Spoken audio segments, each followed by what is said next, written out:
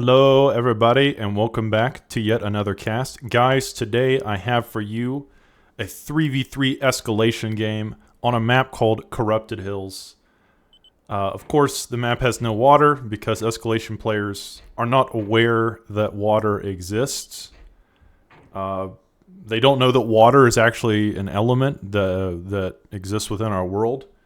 Escalation players actually subsist on a diet of Mountain Dew, alcohol, and energy drinks. So that explains why you only see land maps in escalation games, never water. Only Pro TA players know that water exists. But let's introduce the players before we get too much into this. We have here in red, Die Hat going air first, so it looks like he will be rushing bombers.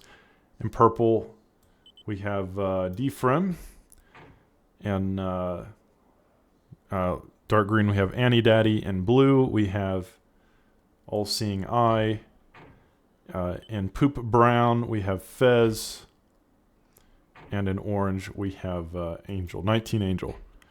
So red will be rushing out a bomber, and that is going to maybe create some excitement early on. I mentioned even in my last cast, but I've mentioned in many casts, that if you rush a bomber, it will put you behind economically, and that's so you have to get a lot achieved with the bomber to really make it worth it.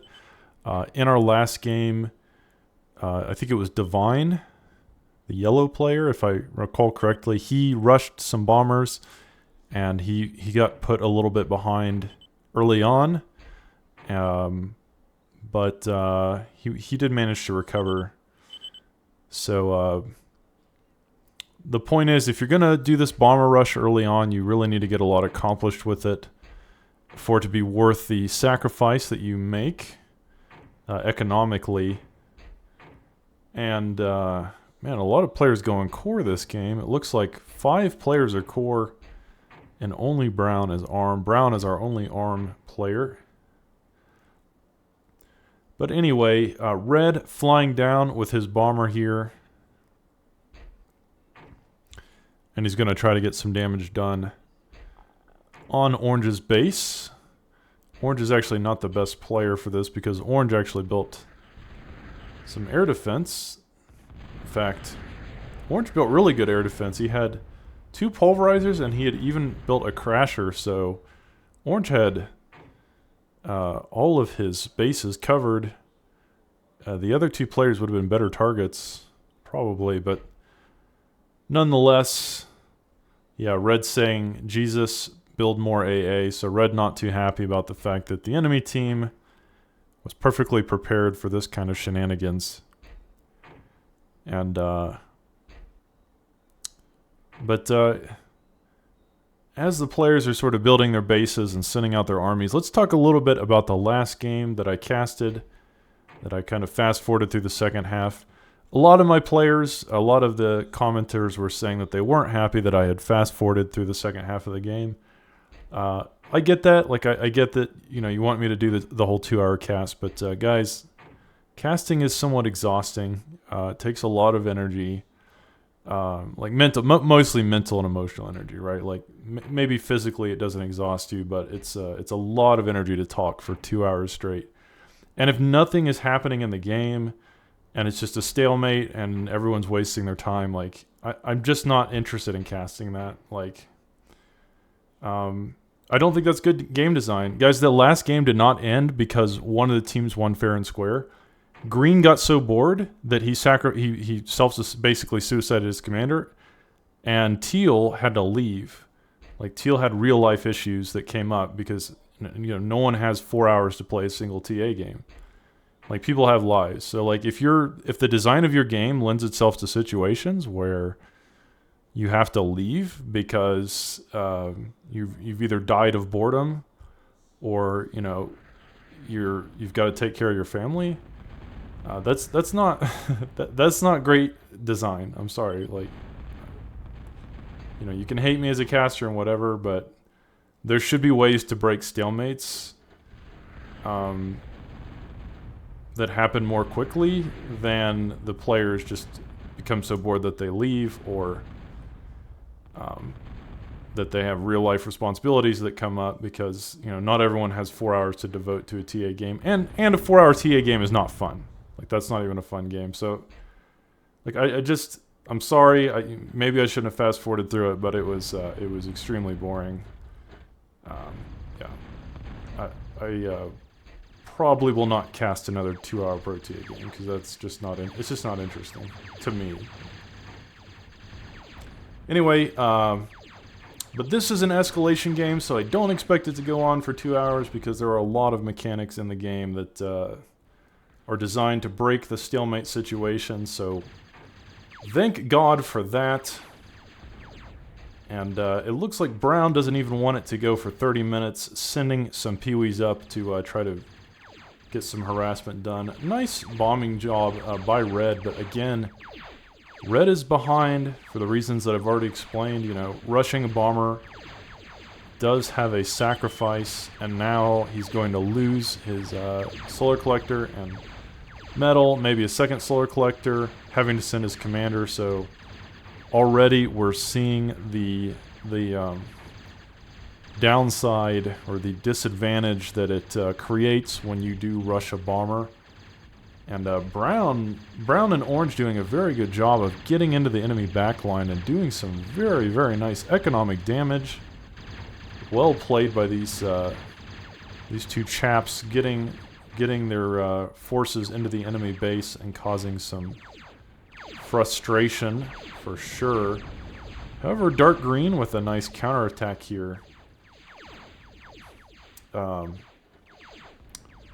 So yeah, it's very nice harassment by the Southern team so far. But Dark Green doing a decent job as well, and Brown targeting this Geo. If he could get this, it would be pretty big. It would set Purple back quite a bit, but it lives with just a sliver of health. So nice job by Purple. Red sending another bomber, but there's tons of air defense down here. He actually does a decent job though, getting some mexes. And Orange trying to rebuild those, so Red being very annoying, but the thing is, Red is losing a lot more than he's gaining with these bombing runs. He's not even able to take his eastern mexes, because Orange sort of camping out on his resources, and his teammates have to come to help him clear out this area so that he can actually play the frickin' game. So overall, nice job by both teams, but the Southern team definitely with a better start. Just looking at the map, you can see that the southern part of the map has been taken almost completely by the Southern team, and the northern part of the map is having huge areas that have been raided very well. And so the Northern team is certainly going to be behind economically, at least at the start. But maybe they can still stay in the game. Red definitely in the worst situation though, because he doesn't even have ground units. He's trying to use bombers and air constructors to stay in the game, and relying on his teammates to help him. Of course, Purple doing a good job of it. Purple has a massive army of AKs that should hopefully help him a little bit. Brown sending up some peewees. And yeah, one thing about Thuds and Escalation, since they were buffed in a patch, it wasn't like a super recent patch, but they were changed maybe a year ago, where they have a massive range increase, and they're pretty good in these situations against T1 units and defenses where they can just kind of outrange everything. And if microed well, they can be quite destructive. But Blue has built a decent wall of LLTs here, and Dark Green probably needs to be a little bit careful in avoiding those. It seems like he is avoiding them. Red attempting to use his bombers to maybe push off Brown's peewee attack there.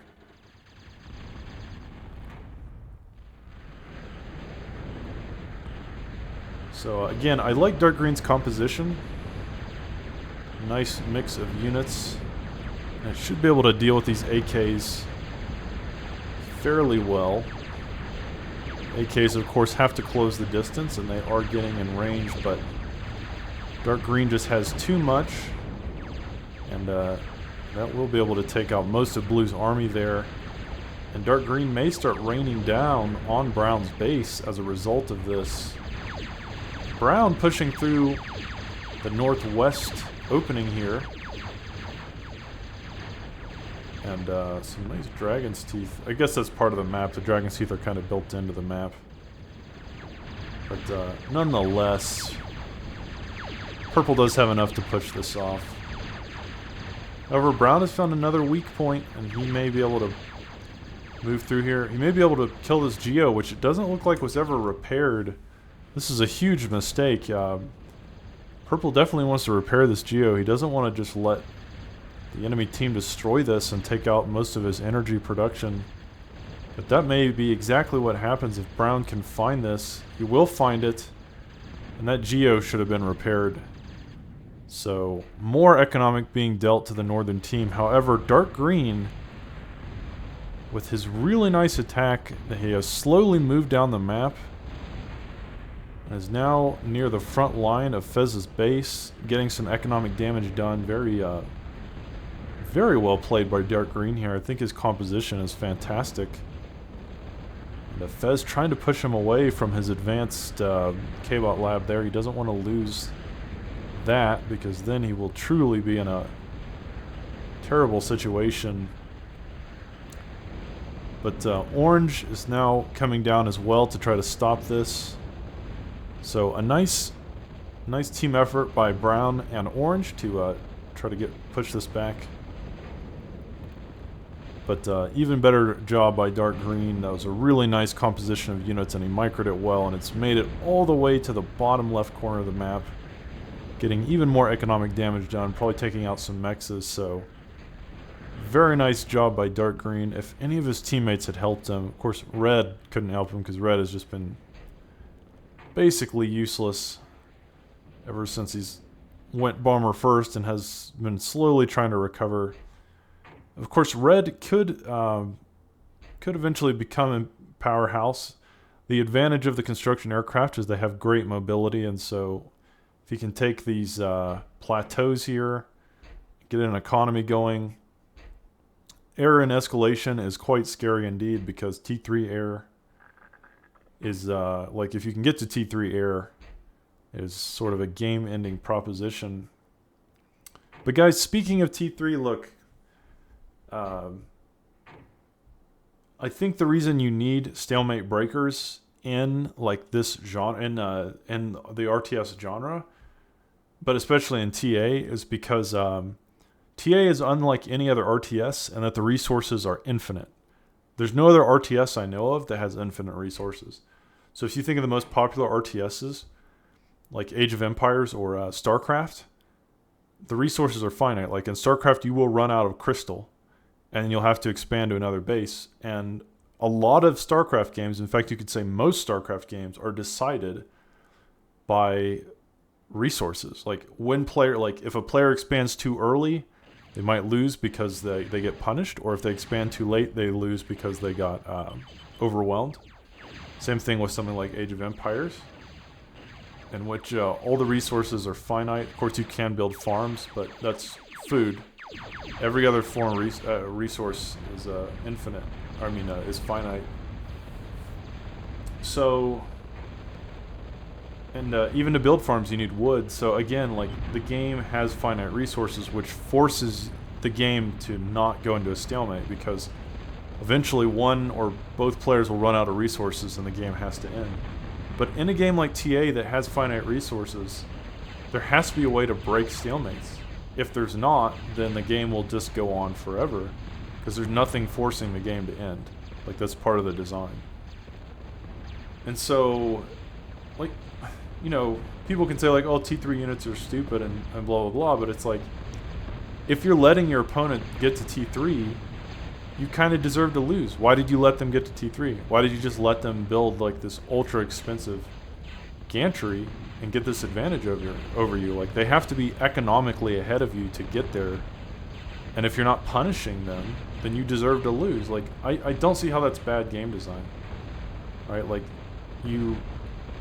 if you're economically ahead of your player and you have enough map control that you can tech up like this without getting punished, you kind of deserve to lose. Like, you deserve what happens to you. Or you can also try to end the game quickly or tech the T3 as well. So, you know, I know it's subjective. Everyone has a different opinion, but that's my perspective on it. I like having the ability to break stalemates. I think that's good game design. I don't think it's good game design if the game goes on so long that people just get bored and quit, or they have to leave because they've got children and real life responsibilities. So that is just my 2 cents. But let's get back to the game here, as a nice attempt by Brown with some Zeuses and Blue bringing some Pyros in, but very well played by Dark Green. I gotta say, of all the players this game, I've been really, really impressed by Dark Green. His compositions have been really good. He's got his defensive placement here very good as well. Pushing back these attacks. Kind of getting 2v1'd here, but still holding off very well. Now this first HL team may go down, but there's still a second one there. However, the downside is that Dark Green seems to have just reached T2, so he's a little bit behind.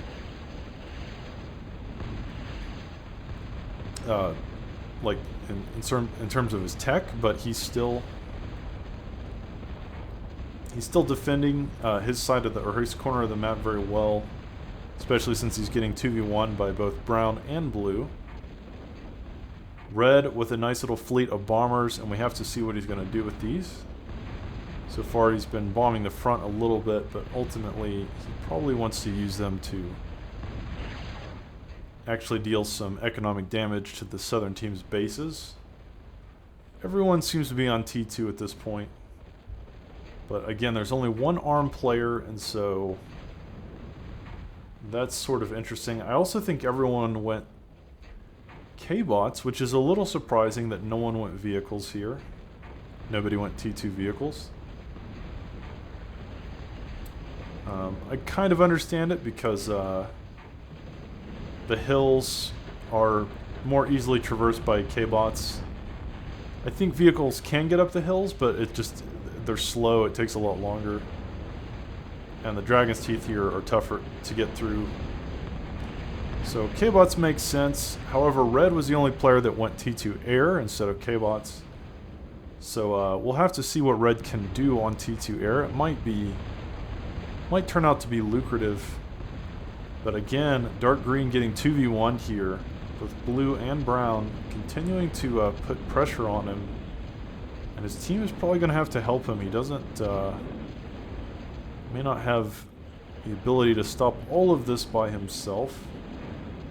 Red might have to bring some bombers. Red also building some gunships as well, so the gunships could play a part in defending this opening on the east side.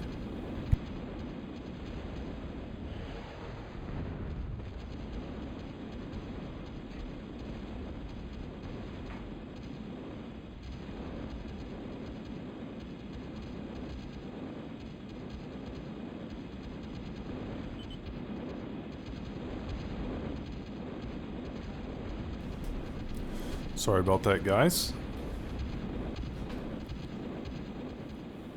But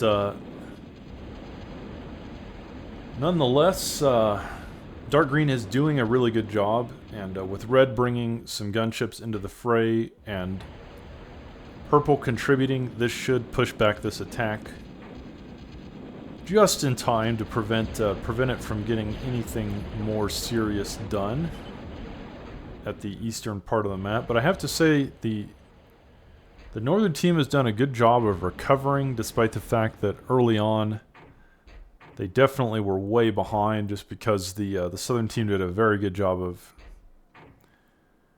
of harassing them and raiding them.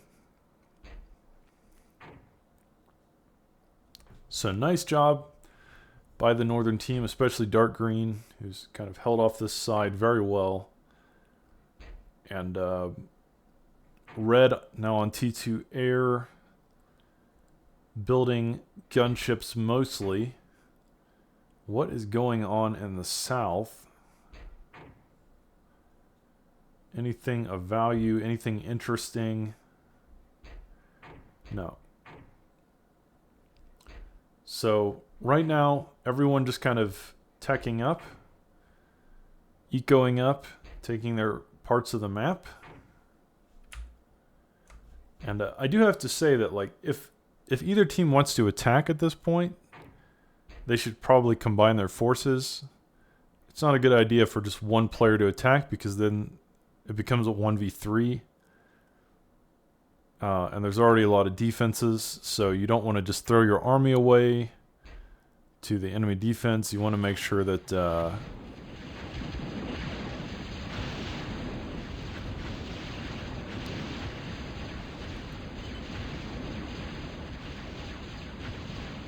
yeah, you want to make sure that basically you work with your teammates. If you're playing a 3v3, then it is a team game, and you want to make sure that everyone is contributing and working together, because just throwing your army into the enemy meat grinder is definitely not optimal strategy. So again, right now everyone just going up.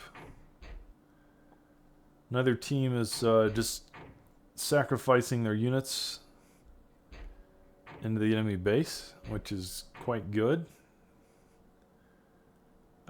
Red working on some hurricanes though, and these T2 bombers could certainly create a dent in the enemy bases. But Brown with some nice use of freedom fighters. So Brown with a fleet of anti-air domination here, and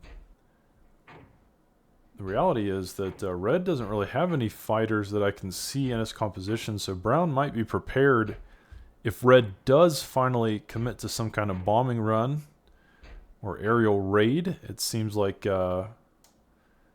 Brown has this covered. Blue bringing some crashers as well, bringing some anti-air K-bots into the mix. So the Southern team is aware that that Red has committed heavily into air. I think it's a little obvious because Red started air, and he's had bombers and gunships flying around the map for most of the game.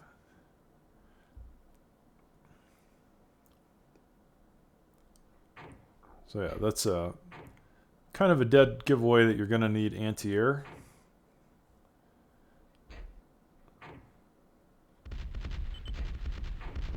But now purple with some Mortys, and the Morty is the core T2 artillery K-bot. And these are very, very strong against static defenses. You can see they have a huge range. So Brown bringing his fighters into the fray, trying to push back this attack. But purple microing it well. He's not just going to throw away his army. But the northern team really doesn't have enough air defense here. They've got a lot of units, but no air defense that I can see in their army at all. They've got a few defenders up on the ridge there, but they're not in range of these freedom fighters. And Brown microing these very well. Red now finally building some T2 air, T2 air superiority fighters, and purple putting a Mantis into his composition. Mantis, the core T2 anti-air K-bot. So finally the North has built some air defense, and this will prevent Brown from just molesting all their units with his nice army of freedom fighters there. Purple with some nice micro, keeping those Mortys and Thus at range, preventing the enemy team from even being able to respond. There is relatively large squad of Zeus's. Let me slow down the game. We've got a couple things to comment on. There's a couple erasers here, and so this will actually erase those Zeus's from radar, and so it will be more difficult for purple to kill the Zeus's because you cannot use the map to click on them. So nice job by Brown. Like, if you're going to use an army of Zeus's, giving them jammer coverage will help them be more effective. But right now, purple with some very, very good micro and a nice army composition here that seems to be dominating the battlefield, at least for now. Brown bringing his fighters back in. Where did those Manticore go? So blue has some nice anti-air, but there's that one Mantis, excuse me, Mantis, not Manticore. There's that one Mantis there at the front. I wonder how many kills it has. 16 kills on this Mantis, so you can kind of see that is an incredibly effective air defense.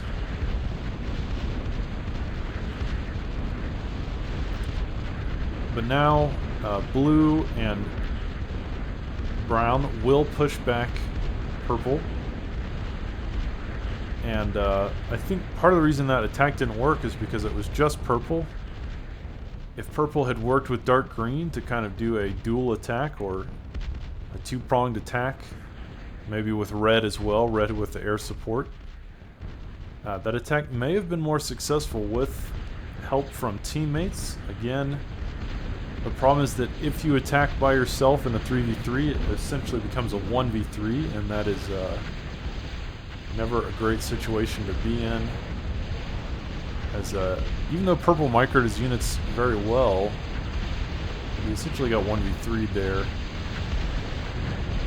But now dark green attempting to take the battle to the front line. Decent composition here. He's got cans, he's got crashers, and in the back he's got dominators. So nice amount of air defense to deal with Brown's superiority here. The cans are a very good front line. So ultimately, I like dark green's composition here. Nice mix of tanky frontline units, dominators for backline fire support, crashers for vision and anti-air. Kind of everything you need there. But in the meantime, orange pushing through the chasm in the northwest with a similar composition, not quite as good because, oh, hold that thought, red with a nice bombing run. But Brown was ready for it. Brown really prepared there. All of his fighters were down at the bottom right, but he moved them up there as if anticipating that red would attempt that bombing run. And so nice job by Brown, kind of reading his opponent's mind, like playing way in advance, bringing his air force down from this side of the map to the top left, anticipating red's bombing run that may have stopped that push in its tracks, but it may not matter because dark green's composition here is just fantastic. This combination of cans, dominators, and crashers just so effective, and this will take out this advanced bot lab in blue's base. Blue's working on T3, so guys, I mentioned earlier in the cast, what did I say? I said one of the disadvantages of rushing T3 is your opponents can punish you. That's exactly what has happened here. Like, blue tried to rush T3, and he stopped building units, and now he's lost a lot of his base. So, very heavily punished for that. You know, he's not just going to get away with building a gantry for free as the northern team taking out his T2, taking out his constructors, taking out some of his eco. And it looks like they've also pushed orange back as well in the north, so very nice job by both teams, and blue's teammates will come and save him.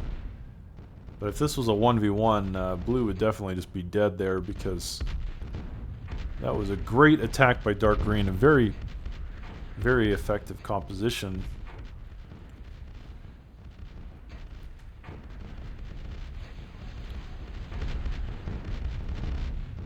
And still punishing blue for his greediness. These Mortys attacking from a huge range and dealing some more economic damage to blue's plateau there. But with brown's help, I think blue will be able to push this back. And what is purple doing? Purple doesn't seem to have much. He's got some artillery on the ridge there.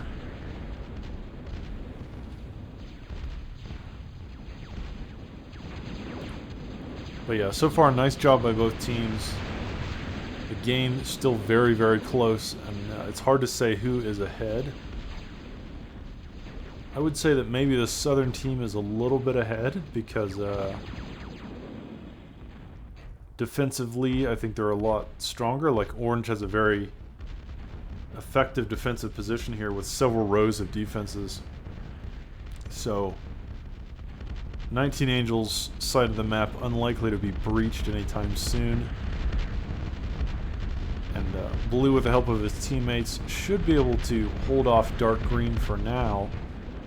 And two players on the southern team are now teching to T3. Of course, blue definitely got delayed heavily by that attack. So it will take him a little longer, but red's sending this force in, and it has almost no chance because orange, with a extremely effective defensive line here, should be able to take care of just about anything that that red sends. So nice job there. But the fact that the two players on the southern team are teching to T3 could be a problem, because the northern team is not taking to T3, at least right now. So they need to punish the southern team better than they are. They have punished them a little. But they would need to, like, maybe kill off a player or inflict game-ending economic damage or something to that effect.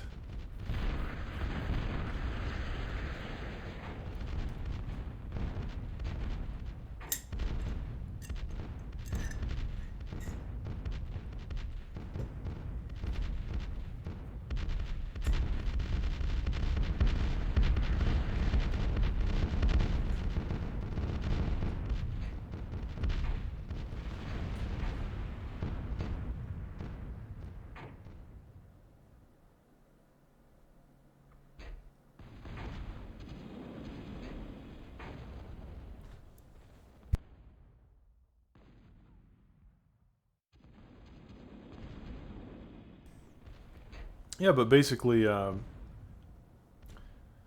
both teams have done a good job of defending. However, I am a little worried about the northern team, because you do not want to fall behind. Dark green now building the ultra aircraft hangar, but doing it pretty late. Dark green starting the ultra aircraft hangar as blue is about to finish his ultra K-bot gantry, and brown also starting his own ultra aircraft hangar, and orange has already finished his gantry. So the southern team definitely ahead here in terms of tech. The southern team will be at T3 several minutes earlier than the northern team, maybe like 5 minutes or more.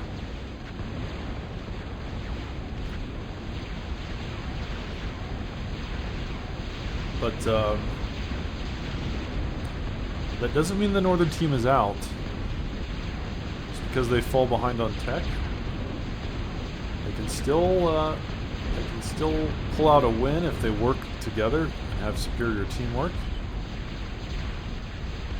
But again, this defensive position is extremely strong. Orange has designed this very well, even building walls of dragon's teeth here.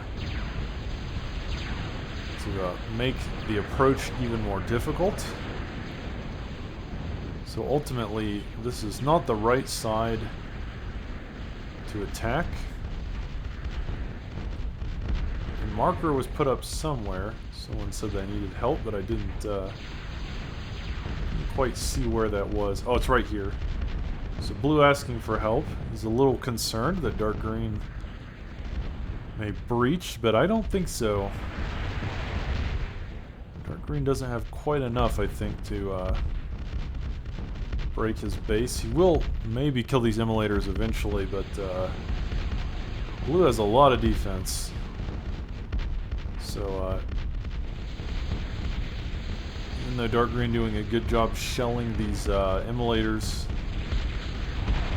it's going to take a long time, and blue is already on T3, and so the longer that blue can hold this off, the better he's going to be.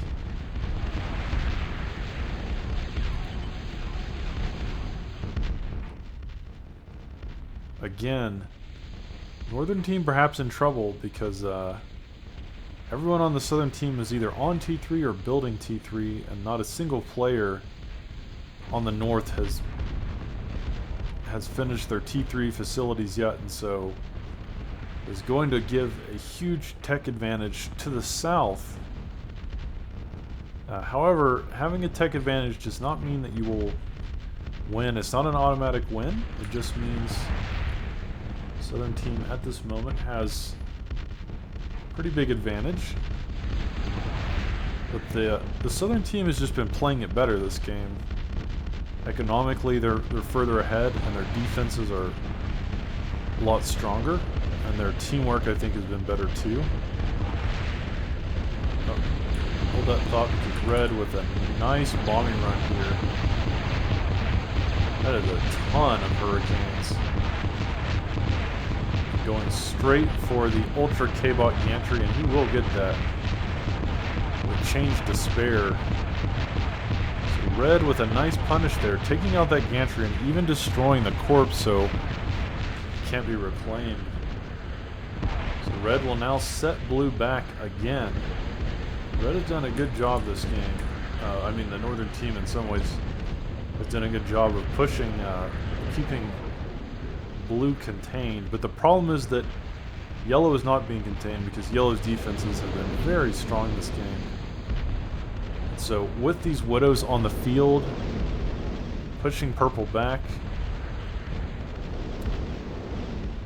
orange may start to take over the game, but hold that thought because brown and blue with a very nice T2 push here, Zeus's and Morty's and even spiders.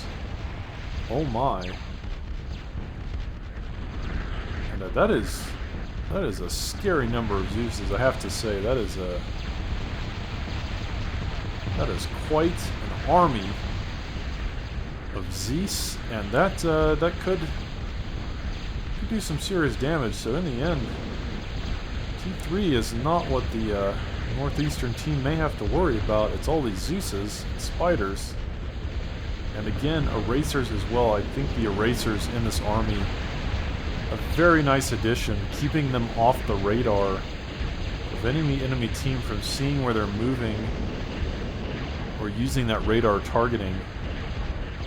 So, however, dark green with nice use of gunships here, and there isn't enough air defense in this army.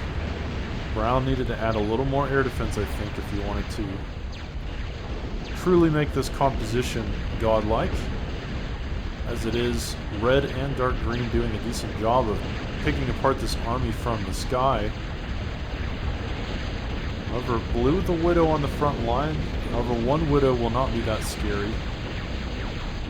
So what looked to be like an unstoppable army from brown has been slowly decimated by the aerial raids. The gunships and the T2 bombers have been the biggest culprits, but still this army has survived, and with these erasers it is very tough to stop.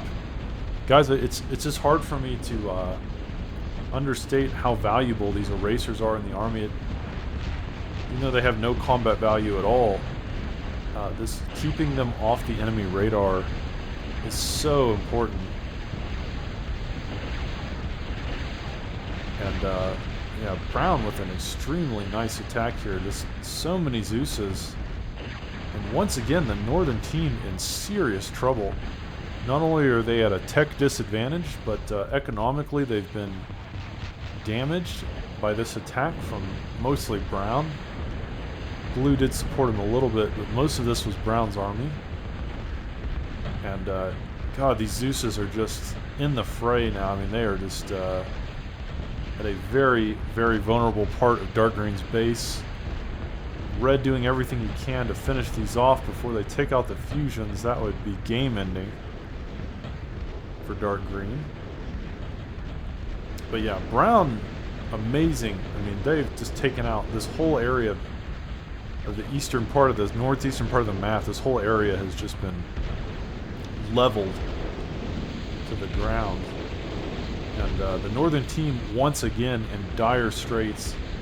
Not only are they behind economically, not only are they behind in terms of tech, but the whole eastern side of the map and the middle has been exposed. There's pretty much no defenses at all here.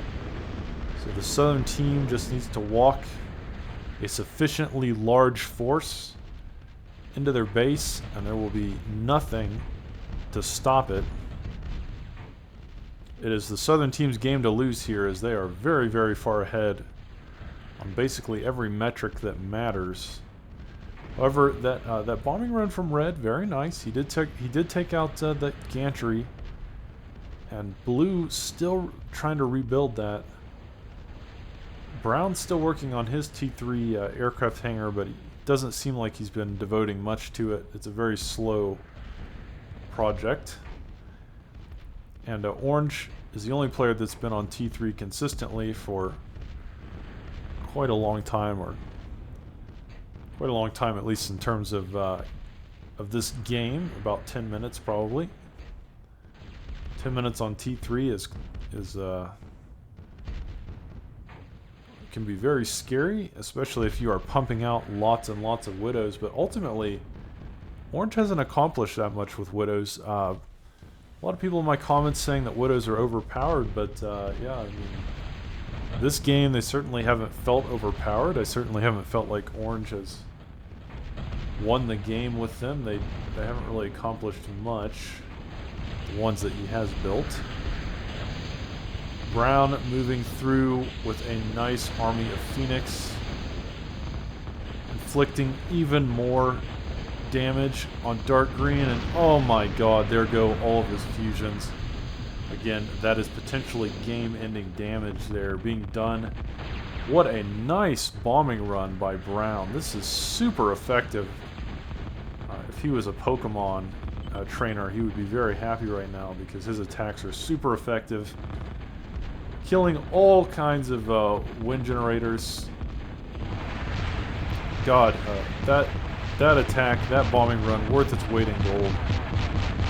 Hats off to Fez. That was so nice. I mean, just crippling Dark Green's economy, destroying what little there was left on the front, and killing production. And oh man,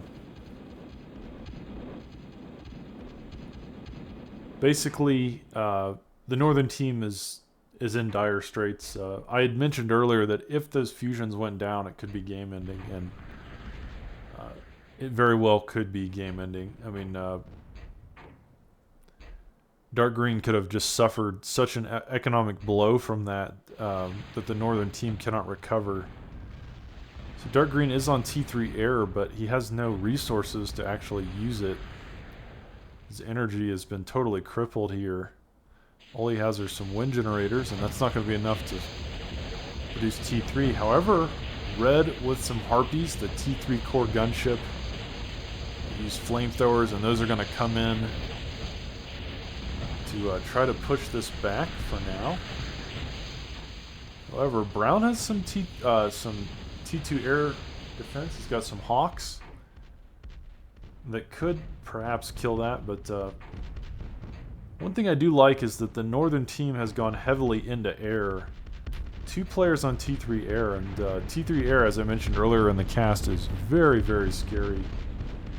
Brown saying to his teammates, build AA, so Brown aware that anti-air is going to be very vital this game. And Red has built 2 tactical nukes, so Red will use these tactical nukes most likely to push back the southern team, try to keep his base alive, building a doomsday machine as well.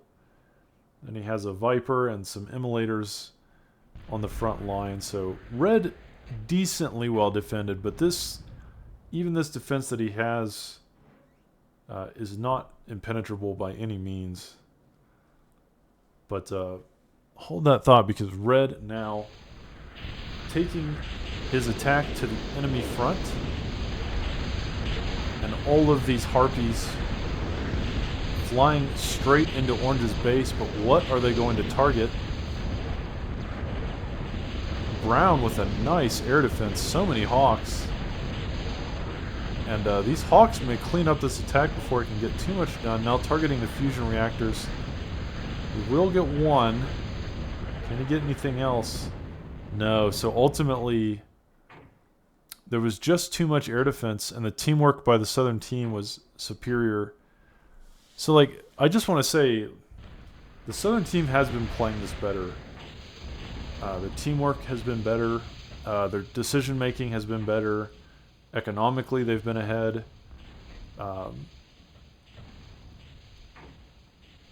Even though the northern team has played well, they've also made some serious mistakes this game, and their teamwork could definitely have been better. So, again, I will not say that the game is over. The northern team could definitely come back, but Dark Green's economy has been crippled, now trying to rebuild energy so that he can produce more T3. And again, almost no defense in the middle or on the right side. So if the southern team could just congregate their forces and push all together on the eastern side, they may be able to just win the game with sheer brute force. There's just not much to stop them here. There are some pulverizers, but those are not going to be much of a defense at all against a dedicated T2 and T3 army. However, there's some sumos as well, and Dark Green now building Vipers, like building a Viper wall. So they're doing what they can to shore up their defenses, so that the southern team cannot just walk through and win the game that way. So again, the northern team is certainly behind in almost every metric that you could care about, like economically, in terms of map position, in terms of defense, in terms of their army, but and technologically as well, because the southern team, I think, has been on T3 much longer. But having said that, they continue to hold on. I mean, the northern team has been behind since the beginning of the game, and they continue to sort of cling to life as best they can. Southern team not really pushing their advantage maybe to the degree that they could, because certainly I think the southern team not really building as much of an army as I'd like to see.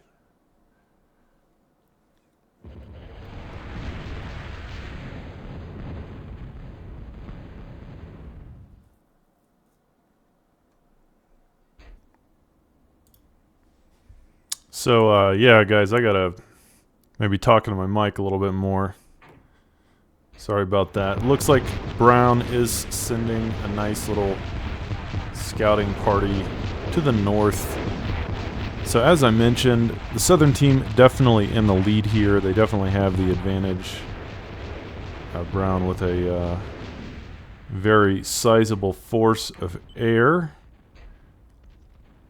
But the northern team is not out of it, and this game continues to be very close as Blue sends forth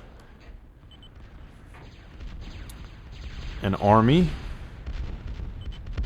of Talos and Mortys against Cans and Widows. Now, many people have said Widows are overpowered, and the I think what is the ARM equivalent. ARM has a T3K bot that's pretty much the same. I can't remember the name of it off the top of my head, but I think they are getting nerfed a little bit in the next patch. I don't think they're super overpowered. They might be a little bit overpowered, but nonetheless, they haven't accomplished much of this game. That is for sure. As even the Southern team getting to T3 much earlier, we haven't seen Widows accomplish almost anything.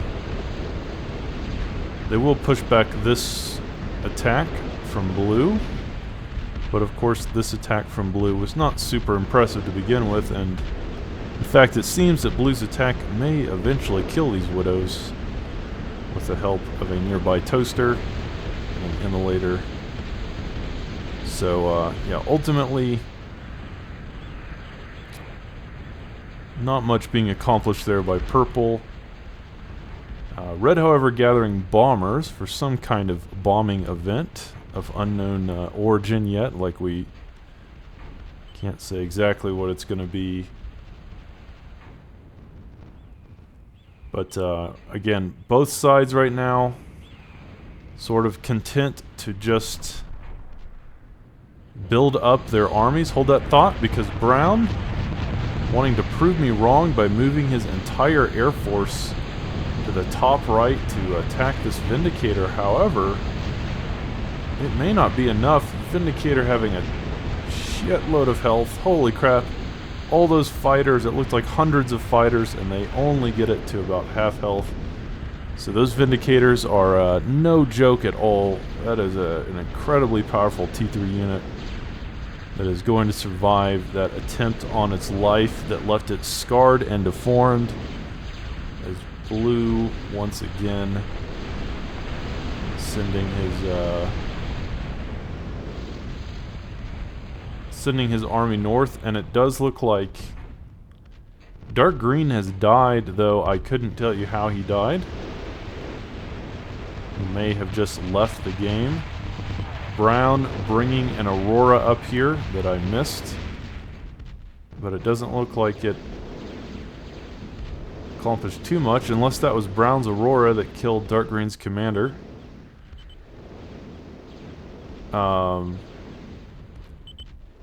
Okay, never mind. So, yeah, what happened was that dark green left, but luckily the northern team was able to take his base, so it doesn't look like he died. It looks like he probably left the game, or had to go, or maybe he crashed. It's hard to say, because he didn't give any warning in the chat. So sometimes the game does crash. A lot of the people that play the TA have really old computers, which is why they play this game, and having old computers does mean that you are prone to problems, that you can have crashes and the like. So we don't really know why dark green left exactly. Let's see how many kills this Vindicator has. 15 kills. But nonetheless, the northern team will stay in the game, try to keep their dreams alive, as orange finally attacking through this narrow path here. And there are some decent defenses. There's immolators here, a Doomsday Machine in the mix, and here at the entrance, quite a few AKs. An Aurora coming in as well. Just getting a little bit of bombing done, so nice defenses here. And orange attacking by himself, but of course another Vindicator coming in. Let me slow it down. Brown bringing more anti-air, but thinking better of it. There is some nice defense up here. He doesn't want to lose his entire army of AA like he did last time. As orange's attack continuing to move through here, but there's again there's a ton of defense. And this Vindicator, we've already seen how strong these can be. Brown sending some more scouts. And ultimately, even though there were a lot of units in Orange's army, I don't think there was enough to quite break through here, though they did take out most of the defenses on these plateaus and a lot of the eco, so this attack was not a complete waste. I wouldn't say this attack was just a huge waste. It did definitely impact the defenses. As you can see on the mega map, most of the defenses on these plateaus is completely gone, and a lot of the resources as well. So Orange definitely accomplishing something, even if he didn't finish the game. That was a rather powerful attack. I wished his teammates would have worked with him. I'd like to see more team play. It is a team game. When you're playing a 3v3, you really do want to work with your allies. You don't want to just attack by yourself, because then it's a 3v1, as all three players will attempt to defend themselves. But it looks like Brown and Blue still working on eco. Go ahead and erase these. So again, the Northern team has been behind the entire game from the very beginning. You know, even from T1, they got raided. They were way behind. Brown with another attack. Brown really spamming out the aerial fighter superiority, trying to take control of the skies, trying to make sure that Red cannot kill them with some kind of well-timed Vindicator push. Of course, we have seen games ended with that kind of attack. A nice Aurora bombing run, taking out a whole swath of cans that were just sitting on the front line. So, decent Aurora micro by Brown, getting something done. These Auroras have a ton of health, so even though he's taking some fire, he will keep this alive. And these pretty nice micro by Brown, just slowly picking apart the frontline defenses of the Northern team. So again, as I was saying, the Northern team has been kind of behind the whole game from the very start. It looked like they might lose within the first 20 minutes, but they've done a very valiant job just holding on, you know, staying alive, even despite what seemed like unsurmountable odds. And now that they're 2v3 after Dark Green left, still a very close game. They're still doing a decent job of holding on. But can they come back and win? That is the real question. The interesting thing about these kinds of games, I mean, I think if you get an advantage, you know, in an RTS, you should be rewarded for that advantage, or you should be able to push that advantage, or have some kind of something to show for it. Comebacks should always be possible, I think. But comebacks it doesn't have to be a guaranteed comeback. It's not a very good game design if you know, if when you're ahead you're actually behind. That's a little bit like Mario Kart, where when you're in the front you can just get blue shelled. I do think that in the ideal game design, being ahead should reward you. You know, getting an early lead should be rewarding. You should be able to push that lead, and certainly the Southern team has done a good job of it. They've got a lead early on, and they have certainly pressed that advantage, but the Northern team has not crumbled yet. A lot of their defenses has been taken out, of course. They're struggling to rebuild the defenses, but doing a valiant job of holding on, even though they've been behind the whole game. And so we'll have to see if they can make a comeback. We've definitely seen tons of comebacks at these T3 stages. That's one thing I don't agree with a lot of my viewers. They seem to think that Escalation just boils down to who can get T3 first, and that's definitely not the case. I think T3 is just like everything else. It's who uses it better. It's not necessarily who gets it first. It's which team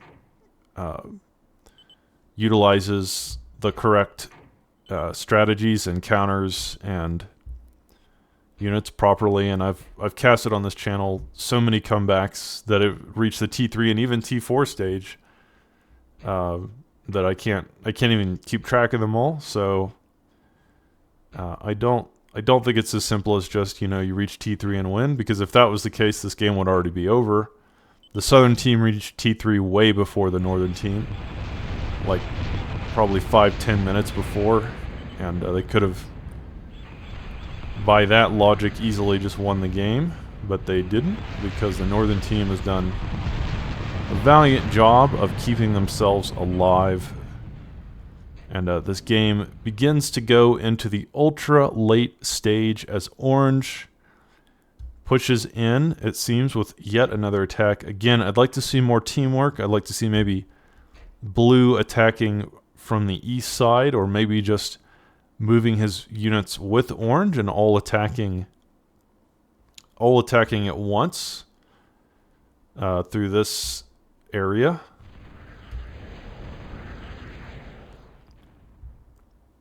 But Orange now does have Krogoth, and Krogoth is basically in Escalation like a T3.5 unit. So these are much stronger than the Krogoths from the base game. They're of course much more expensive as well. But Krogoths in this game are like one-man armies.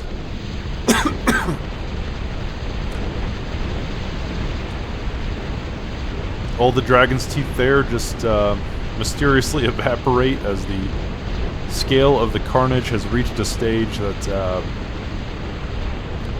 it seems that Dragon's Teeth no longer make much of a difference in the game anymore. A lot of the experimental units will just walk over them.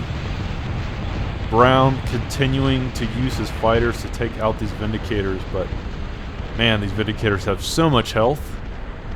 And yeah, it's difficult to take out these Vindicators, which are kind of like T3.5 flying battleships. This one's pretty low, but nonetheless, there's just way too much air defense here. But this Krogoth is still basically full health. And again, these Krogoth make even the OTA Krogoths look kind of weak. In fact, I'd say the Krogoths in Escalation make the Krogoths in Bar look kind of weak, because the Krogoths in Bar are strong, but they're not nearly as strong as they are in Escalation. Of course, in Escalation, the Krogoths are also, I think, significantly more expensive than in Bar.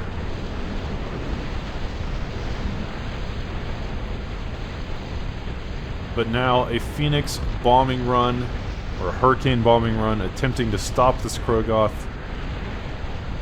from simply making its way into Red's base and wrecking all kinds of havoc and carnage. Does not want to let it get too far in there, but he does have the secret counter, his own commander, Purple with the D-gun, finishing off that Krogoth before it can get too deep into Red's base and win the game single-handedly.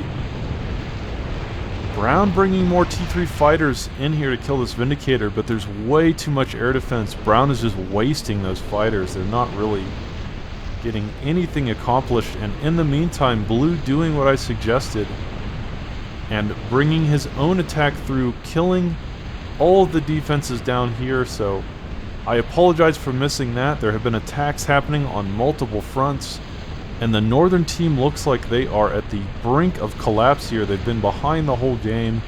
Now it's a 2v3, and man, the Northern team is in so much trouble as Orange just grabbed so much of their attention, and even my attention as a caster.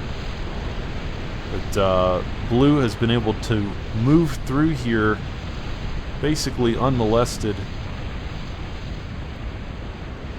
and inflict a ton of damage on Red's east base. Red now has an east and a west base, but still hanging on by the skin of his teeth. It's just, it's kind of incredible But now the Novas making their way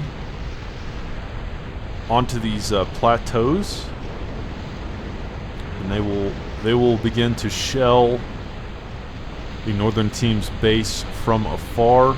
Blue with his own Krogoth now making its way to the front line, and if he can get these fusion reactors, that would be worth it. But no, he couldn't quite get these in time, so very nice job by the northern team. Yet another Krogoth has made its way into the northern center of the map, but purple with the beautiful D-gun action keeping them in the game. Purple's commander here, 2 kills, but both of those are experimental, so purple's commander really the MVP of the game here, man. That thing, even though it only has 2 kills, those are 2 gargantuan kills, both Krogoths. So purple really keeping the northern team's dreams alive here, as what a valiant effort in just trying to stay in the game. And despite the fact that they've been behind the whole time, the northern team unwilling to give up, truly playing until the very end, not content to just give up. This Nova, 52 kills already. What a freaking monster. This Nova with 20 kills and this Nova with 7 kills. So these Novas worth their weight in gold, pelting the northern side's defenses and armies from a huge range, and Brown continuing to move more up the field. So this is like an example of a unit from Escalation that can break stalemates. It's a Bertha on legs. That's basically what the Nova is. It's a walking big Bertha. So you love to see it. You love to see these Novas able to do what we couldn't do in the last Protea game I casted, because there was nowhere to build Berthas. There was nowhere to construct those structures. So that's why you have the Nova, because it can crawl across the map and lay down a barrage of fire from a huge distance, and the enemy team will be forced to respond, or they will simply collapse. The absolute carnage. Very nice by Brown. I've only had bad things to say about Novas in the past, but they've probably been buffed. Maybe all my complaining in my videos finally got Wotan to buff the Novas to be a little more accurate or do a little more damage or something. But this game, they are absolutely, I think, having a huge impact. Let's see how many kills they have now. 24 on that one, 10 on that one, 7, 60, and 16. So overall, easily over 100 kills combined. Brown continuing to bring in more Vertigos, but there's so much air defense. He's got to be careful.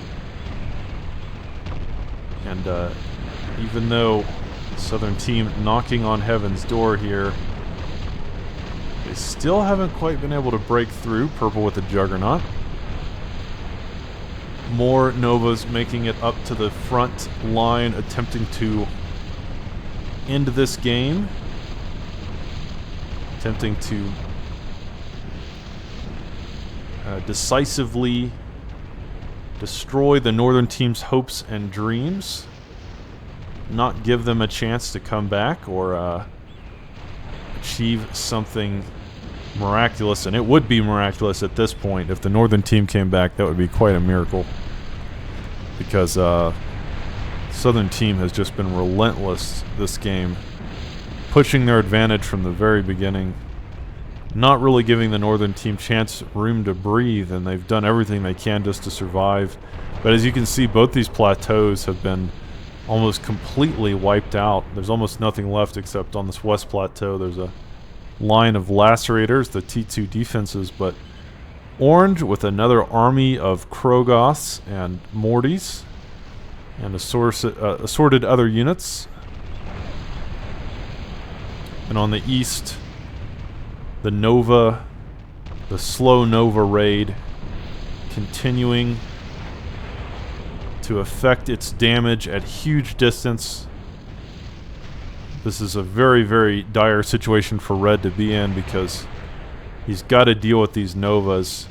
But if he brings his Vindicators down here in range of the Novas, that will allow all of these T3 fighters, these T3 armed fighters, to actually kill the Vindicators because he won't have the T3 air defense in range anymore.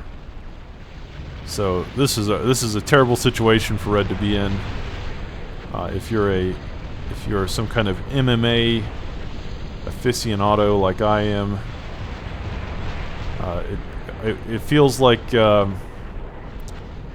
Brown is putting Red into some kind of Brazilian Jiu-Jitsu chokehold or leg triangle or some other position that looks extremely uncomfortable from the viewer's perspective. Definitely not a situation you would want to be in after having your face punched about 50 times. And certainly the Northern team has had their faces punched more than 50 times this game, as again, doing what they can to hold on, but just slowly crumbling on every front.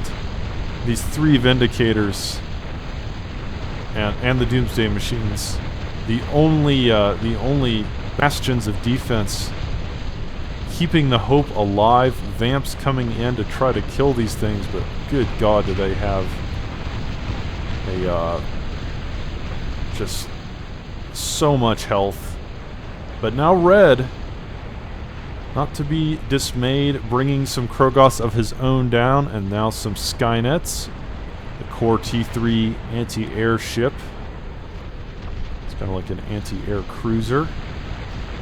Another Krogoth making its way to the front, but there's so much defense here, and with the Vindicators, Red just carrying his team. They are just pushing off attack after attack. I have no idea how they're doing this.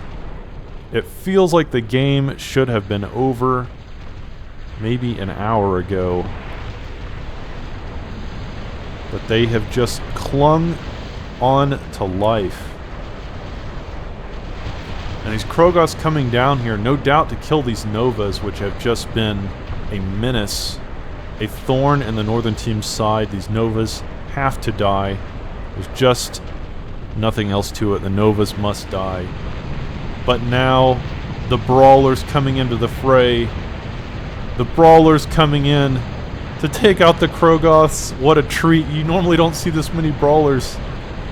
You don't see Brawlers taking out Krogoths, but this game is something special because there are so many Brawlers flying around here, taking out the Krogoth, and perhaps with it, the Northern team's hopes and dreams of staying in this game. Because now all these Novas are still alive, and they are still shelling the Northern team's base. Oh my God, look at all those Krogoths, but now with the Skynet, the Vindicators, the Brawlers don't stand much of a chance. They will evaporate almost instantly, but it doesn't matter because they did their job. They defended the Southern team from the Krogoths.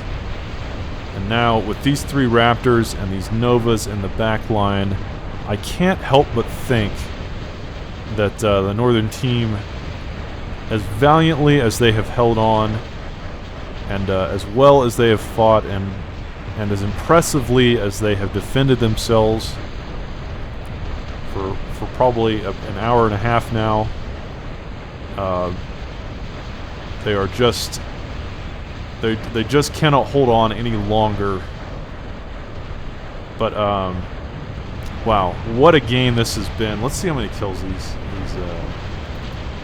Novas have. 32 on that one, 80 on that one, 27, 37, 12, 3, 7, 11, 2, 89, and 34. So all those combined, probably somewhere around 300 kills, just spitballing it. The Raptors have made it to the front line, taking out some production, taking out Doomsday Machines. The Raptor, of course, the arm equivalent to the Krogoth. And purple almost dead. Purple just... There's not much left of him. His commander has definitely been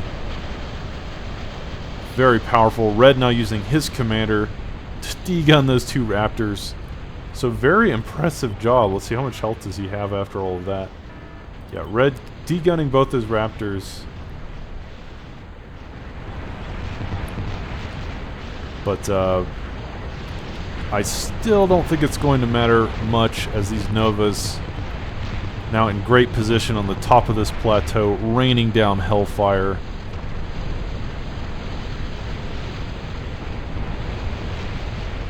Raining down hellfire all over the northern team's base.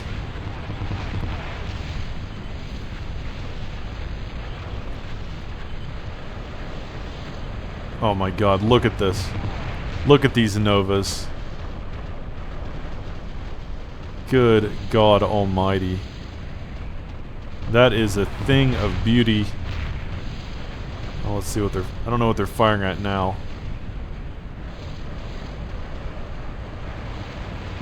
These Novas just kind of on auto fire, but they really need to be targeting crucial structures. And especially eco would be ideal here.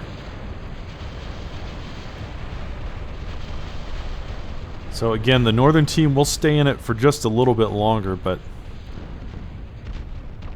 this has been an unbelievable game. Purple bringing his commander for perhaps more D-gun action. How much health does he have now? Oh, he's cloaked. Still at about half health. But Brown bringing his fighters to try to snipe him. However, he goes invisible just in time, and he will survive that. But the Raptors continue pouring in, and as those Raptors provide vision, I'm sure that Brown will begin manually targeting his Novas, hitting these crucial structures.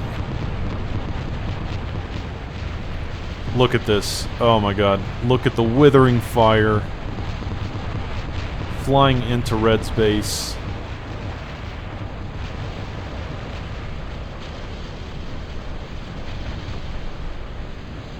Taking out everything, so yeah, I can't imagine this is going to go on much longer as these Novas just pelting everything. Look at the freaking carnage and destruction. It's like a Michael Bay movie on steroids. These Novas destroying everything in their path, just relentless here. And purple has left, it is now just red, so what an amazing game. But even though it wasn't a comeback, I think the Southern team played it better. They pushed their advantage, like early on they got an advantage and they pushed their advantage the whole time, and like at no point did I think this game felt like a stalemate. I never felt like both teams were just dead even and nothing was happening, and you know, no one was getting anywhere, and they were just like throwing units at each other endlessly for no purpose. And also, Dragon's Teeth walls did not stop units. Like, you know, once it reached the T3 phase, Dragon's Teeth are basically irrelevant. They're just getting walked over and exploded. So, like, even though this game I casted and the last Protea game I casted went on for, like, about 2 hours, this whole game felt interesting to me. And there was always some evolution of things happening, and there was always new units being built, and there was always progress happening. And, I just think... personally, like, if the game's going to go super late like this, I would rather there be game-ending solutions like the Nova that can break stalemates. And certainly these Novas have broken the stalemate in a huge way, because these Novas definitely, these mobile Berthas certainly having a huge impact. But the Northern team, I never counted them out. They definitely could have come back. But the Southern team did play it better, and I think their teamwork was a little better. So ultimately, guys, that was a really great game. The next game I will be casting is a Protea series. So with that, I assume, I don't know where Red's commander is here. Maybe it was on game continues, I don't know. But But yeah, red will die there. But guys, thank you for watching. I will be back with some more Pro TA games next, and then we'll see where it goes from there. But I appreciate everyone watching. Oh, by the way, come join my Discord if you're interested. I will put it in the chat, or I'll put it in the description. If you want to join my community and talk about these games more, you can certainly do it in the Discord. Thank you, everybody, for watching, and I will catch you on the next cast.